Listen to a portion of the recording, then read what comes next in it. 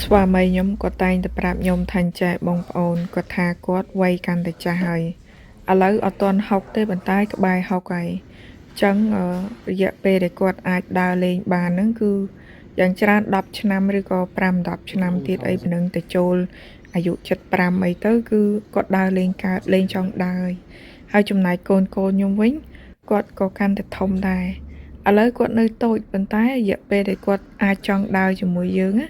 គឺប្រហែលជា10ឆ្នាំអីប៉ុណ្្នឹងឯងបងប្អូនគិតថា10ឆ្នាំយូរណាតាមពិតថ្មិចបើកបងប្អូន10ឆ្នាំគឺតែមួយផ្លេតទេមើលតែខ្ញុំនឹងប្តីខ្ញុំទៅដឹងអីរយៈពេលខ្ញុំរស់នៅជាមួយគ្នាគឺ10ឆ្នាំបាត់ហើយក្មេងនៅអូស្ត្រាលីនេះគឺដូចក្មេងស្រុកខ្មែរទេតែអាយុ18ឆ្នាំឡើងទៅអីគឺអត់សូវចង់ដើរជាមួយឪពុកម្ដាយទេ